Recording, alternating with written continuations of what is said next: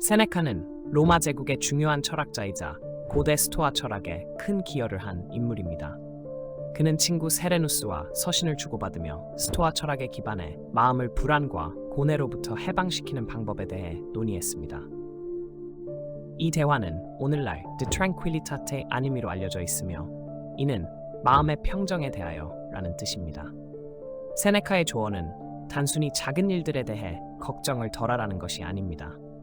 그는 우리가 진정으로 관심을 가져야 할 것들이 무엇인지 그리고 어떻게 하면 진정한 평정을 얻을 수 있는지를 알려줍니다.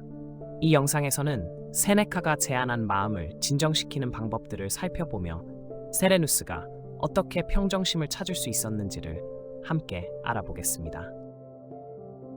어느 날 세레누스는 세네카에게 편지를 보내 일상에서 겪는 정신적 혼란을 털어놓습니다.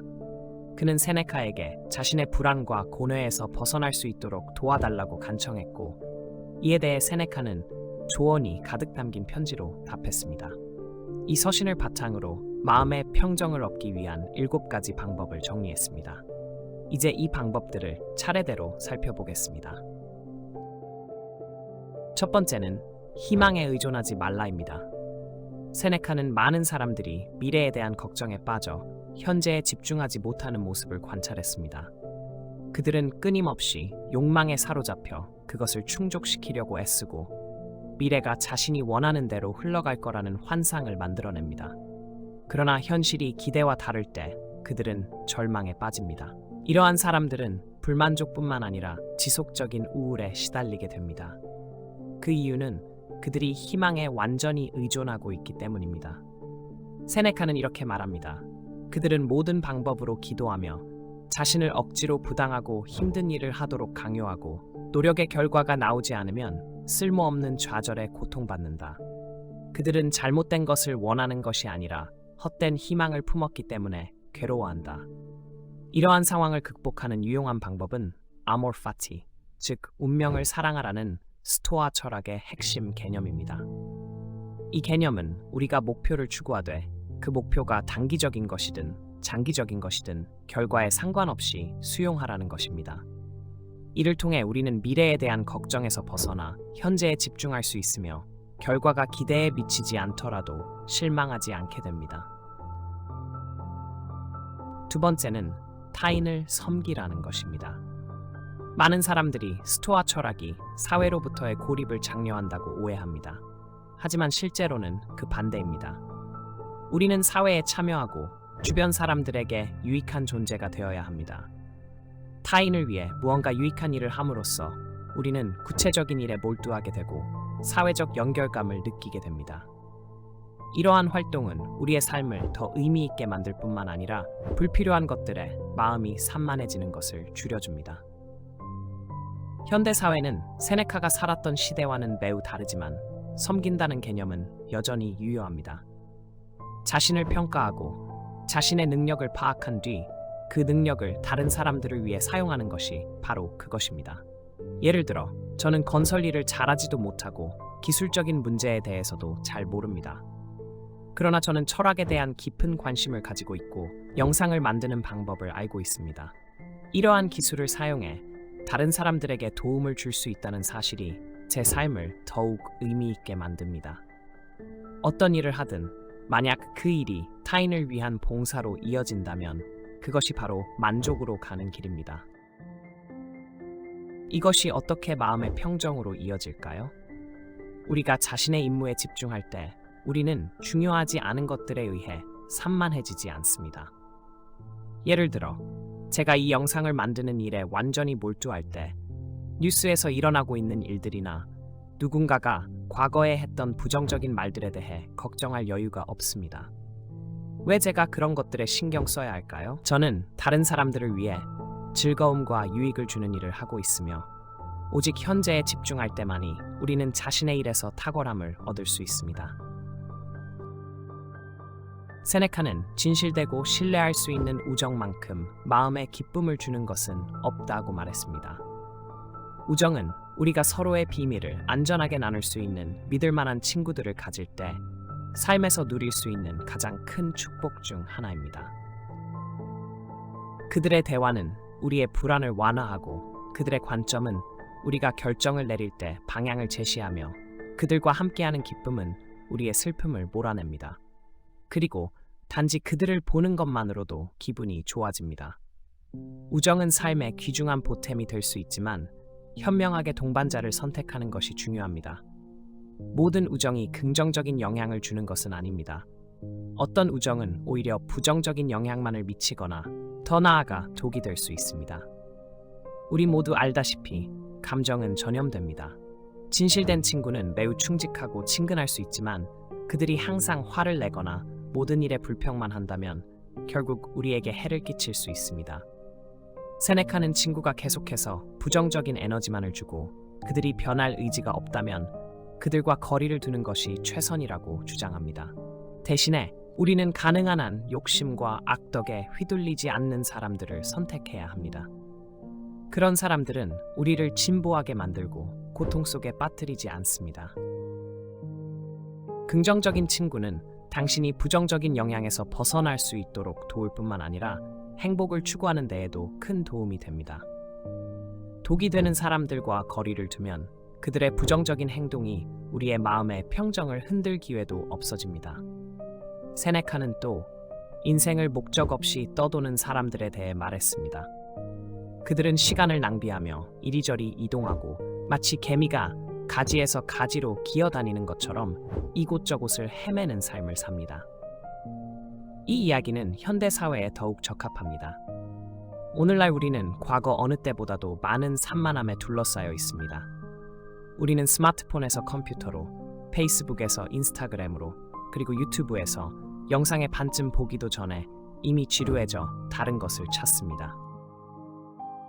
마음의 평정을 얻기 위한 열쇠는 특정한 임무에 집중하고 그 일에 온 힘을 쏟는 것입니다. 중요한 일이 방해하지 않는 한 멈추지 않고 계속 나아가는 것이 중요합니다. 일을 할 때 저는 항상 핸드폰을 비행기 모드로 바꾸고 모든 소셜미디어를 꺼둡니다. 또한 저는 매일 밤 다음 날의 목표 목록을 작성해둡니다. 그렇게 하면 해야 할 일들이 명확해지고 다른 일에 대해 고민할 필요가 없게 됩니다. 이 과정은 불안감을 상당히 줄여주고 마음을 차분하게 만들어줍니다. 결국 모든 것은 집중력으로 귀결됩니다. 집중할 수 있는 능력이야말로 평범함과 탁월함을 구분짓는 가장 중요한 요소입니다. 또한 타인의 의견에 의존하지 않는 것도 매우 중요합니다. 우리는 종종 다른 사람들의 기대에 따라 행동하고 그 결과 진정한 자아를 잃어버리곤 합니다. 많은 사람들이 사회의 기대에 맞춰 가면을 쓰고 살아갑니다. 세네카는 한 장례식에서 사람들이 모두 울고 있는 장면을 예로 들며 그곳에서 울지 않으면 냉정하다는 평가를 받을까봐 억지로 눈물을 짜내야 하는 상황을 설명합니다. 이처럼 자연스러운 욕구가 없음에도 불구하고 사회의 시선 때문에 감정을 꾸며내야 하는 경우가 많습니다. 남들의 의견에 얽매일 때 우리는 진정한 자유를 누리지 못합니다. 이러한 속박에서 벗어나는 것은 용기를 필요로 하지만 그럴 때 우리는 비로소 진정한 용기를 얻습니다. 우리는 세상 앞에서 가면을 벗고 진정한 자신을 드러낼 수 있기 때문입니다. 물론 우리는 비난을 받을 수 있습니다. 그러나 지속적으로 가짜 삶을 사는 고통보다 그것이 더 낫지 않을까요? 진정한 자유는 우리가 더 이상 사회를 만족시키기 위해 다른 사람의 역할을 연기하지 않을 때 얻어집니다. 세네카가 강조한 또 하나의 중요한 요소는 고독과 군중 속에서의 균형입니다. 고독은 우리가 자신을 되돌아보게 하며 다른 사람들과 함께하고 싶은 갈망을 만들어냅니다. 반면 다른 사람들과 함께하는 시간은 우리가 고독을 그리워하게 만듭니다. 이 두 가지는 서로를 보완하며 마음의 평정을 이루기 위해서는 이 둘을 적절히 결합하는 것이 필요합니다. 스토아 철학은 우리가 은둔자가 되는 것을 권장하지 않지만 일기쓰기나 명상과 같은 고독한 활동을 특히 중요시합니다. 제 생각에 고독은 마치 배터리와 같습니다. 우리는 사회 속에서 많은 시간을 보낸 후 다시 에너지를 충전하고자 고독을 필요로 합니다. 고독은 사회적 교류 후 마음의 평정을 가져다주는 중요한 요소입니다. 현대 사회에서 우리는 끊임없이 사람들과 소통하지만 스스로에게 집중하고 내면을 돌보는 시간이 점점 더 줄어들고 있습니다. 마음의 평정은 고독을 통해 충전되고 그 힘으로 다시 세상과 연결될 수 있습니다. 군중 속에서 우리는 다른 사람들과 연결되며 그로 인해 기쁨과 웃음을 얻게 됩니다. 사람들과의 교류와 대화는 혼자서 너무 오랜 시간을 보내며 쌓인 우울한 생각들을 풀어주는 훌륭한 약이 될 수 있습니다. 은행에서 일할 때 저는 여러 사람들과 만나는 것을 즐겼지만 동시에 조용한 저녁을 홀로 보내고 싶다는 갈망도 있었습니다. 지금은 프리랜서로 일하면서 주로 공공도서관이나 대학교 캠퍼스 같은 사람들로 붐비는 장소에서 일하는데 이는 단순히 사람들의 존재를 느끼고 그들과 연결된 감각을 경험하기 위함입니다. 가끔은 사회적 모임이나 파티에 참석하기도 하지만 사실 그런 자리는 저를 지치게 만듭니다. 그러나 덕분에 집으로 돌아왔을 때 혼자만의 시간을 더 소중히 여기게 됩니다. 이는 군중 속에서 보내는 시간과 혼자 있는 시간이 서로 보완하는 관계임을 잘 보여줍니다. 세네카는 우리의 마음이 때때로 휴식을 취해야 한다고 조언합니다. 하지만 그가 제안한 방법은 다소 복잡하고 모든 상황에 적합한 것은 아닙니다. 그는 마음을 걱정으로부터 해방시키기 위해 술을 사용하는 방법을 언급했는데 개인적으로 술을 마시는 경험을 통해 술이 일시적인 기쁨을 줄 수 있고 슬픔을 잊게 할 수 있다는 점에는 공감합니다. 그러나 세네카는 절제의 중요성도 강조했습니다. 그는 그 시대에도 과음이 의도된 광기의 행위와 다름없다고 깨달았기 때문입니다. 현대 사회에선 절제된 음주가 더욱 중요해졌습니다. 많은 사람들이 술을 적당히 즐기기보다는 취하기 위해 마시는 경우가 많습니다. 이는 분명히 마음의 평정에는 해로운 행동입니다. 그렇다고 해서 반드시 술에 의존할 필요는 없습니다. 현대 사회에는 마음을 이완시키는 더 건강한 방법들이 많습니다. 예를 들어 일주일에 한 번쯤 영화를 보러 가는 건 어떨까요? 아니면 비디오 게임을 통해 잠시 현실을 잊고 즐거움을 찾을 수도 있습니다. 하지만 저는 여전히 마음의 평정을 찾는 가장 좋은 방법 중 하나가 바로 명상이라고 믿습니다.